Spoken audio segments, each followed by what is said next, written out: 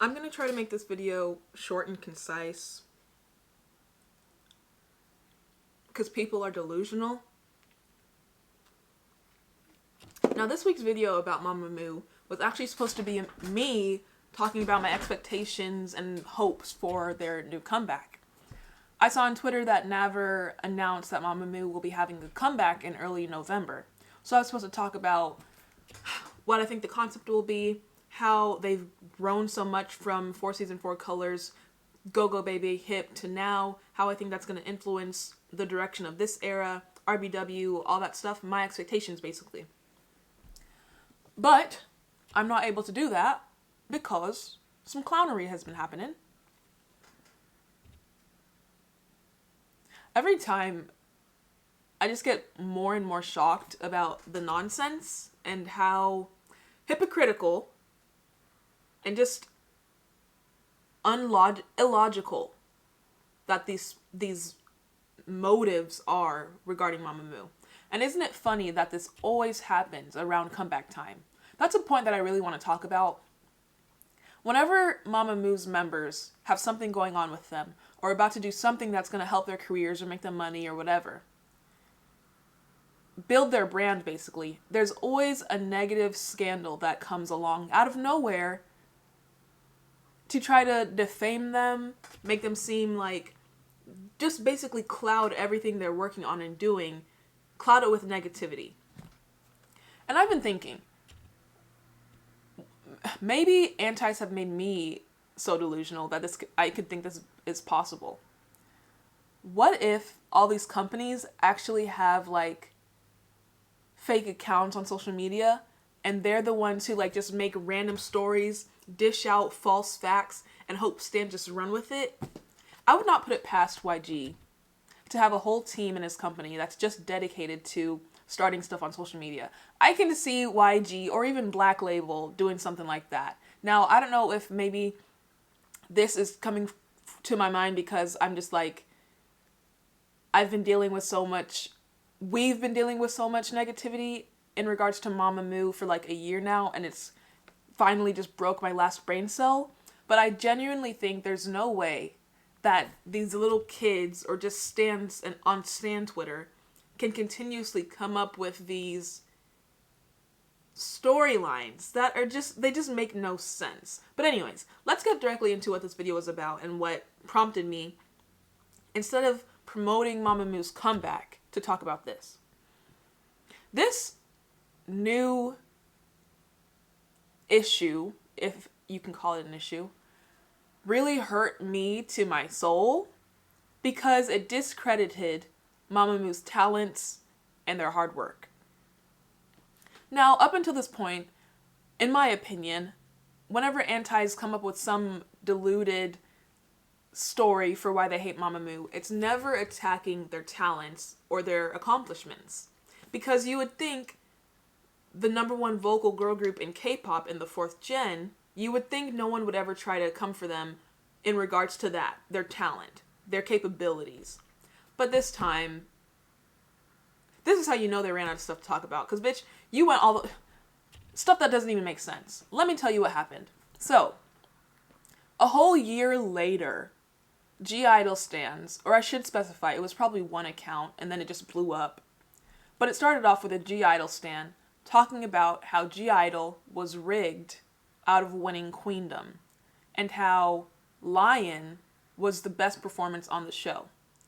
Now, you guys can go back and watch my Queendom reactions. You know I loved most of G-Idol's performances, from La Ta Ta with a dark concept to Lion. I think G-Idol and Soyeon are a good group. They produce good music, their concepts are good, they have good vocals, all that. But at the end of the day, it just comes down to numbers. First of all, let's not even forget that first episode, G-Idol wasn't there. And I know they were promoting for something, but G-Idol wasn't even there. So that was a missed opportunity for them, 1, to gain points, 2, to get new fans, because a lot of heat was going on and everyone was paying attention to this Queendom show. So that first week was like pinnacle, I feel like, for the outcome for the direction of Queendom. They weren't even there. And Moonbyul put their name on the board. Now, if you don't know what I'm talking about, first round, first week, there was like this challenge where you have to pick your spot in the order of performing, and if you're not there, you actually get a punishment. We all knew that G-idle wasn't going to be there, again, because they were promoting. So the whole point of that, the whole point the show Mnet made of that round was to make, I would say it's one, to stir like drama towards the show. It is kind of a reality show, so they were trying to make drama. And two, to kind of set back G-idle. Now, is that to say it was purposeful and like Mnet has a vendetta against G-idle? I don't know. But I do think that move for the show was definitely shady. But it didn't even work because Moonbyul of MAMAMOO went ahead and put G-idle's name on the board. Now, I don't remember what order she put them in. Maybe it was last, maybe it was first. I don't know. But the point is, Moonbyul basically saved their ass. And now for a whole year later,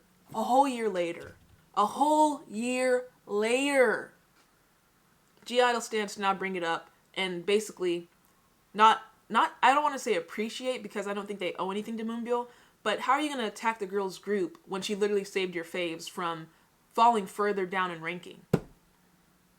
Now I want to talk about the numbers.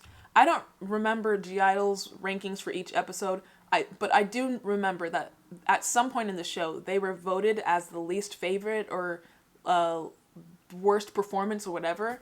So the way the show worked was you get points for being number one, you get points for basically people voting you as the best performance, and you can lose points and stuff like that based on how the other groups on the show perceived your performance. MAMAMOO was never at the bottom. MAMAMOO was never voted as worst. MAMAMOO, throughout the entire show, was placed second in the final ranking. And then the last performance, the finale, where it was like you're about to decide who wins Queendom, MAMAMOO, with the performance of Destiny, the iconic song which we still need a music video for, was voted as number one. So you're telling me G-idle, a group that was fluctuating through rankings the entire show, the entire season, should have beat a group that was consistently ranked second and then the finale ranked first? It's just down to the numbers at that point. Like, it's mathematical, it's arithmetic. But I know a lot of you are probably still in like third grade algebra, so you wouldn't understand that. The averages of the points, MAMAMOO is like up here, G-idle's down here. Regardless of if you think Lion was a better song than Destiny, it's about the pointing system. I believe even if G-idle won that last performance, I still think MAMAMOO would have beat them. Because again, G-idle wasn't even there the first week, didn't get any points that week, was fluctuating up and down, was voted as least like performance, but MAMAMOO never got anything negative on their charting in regards to the show. So it's just, this is what I'm saying. The whole basis of this rant this person went on Twitter doesn't make sense. Because at the bottom line is G-idle did not do better on the show overall than MAMAMOO. The reason MAMAMOO won was because overall they did better than every single group. They even did better than, what's her name? Park Bomb, the queen of K-pop. They even beat out Park Bomb. One more thing I wanted to mention that I forgot to talk about. It's not even logical to say that Mnet or any other company favors MAMAMOO. Because if that were the case, MAMAMOO would be as big as Twice. Everyone knows how talented MAMAMOO is, but at the same time, MAMAMOO is like the black sheep of K-pop. So there's no way Mnet, aka the company that made them change clothes in the hallway before their performance in 2018, for Mama, is now doing a 180 in 2020 and rigging an entire show for them.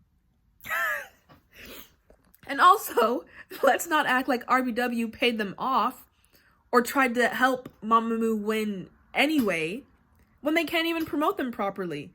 RBW wouldn't even spend a dime on YouTube ads for MAMAMOO, and you think they're going to pay Mnet millions of yen so that MAMAMOO can win a show that they already were probably going to win anyway? Come on, man. But this is what my conclusion is. Oh, my battery's about to die.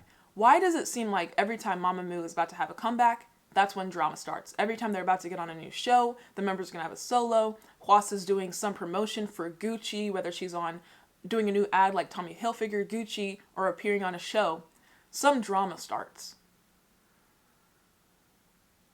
I see you, companies. I see you.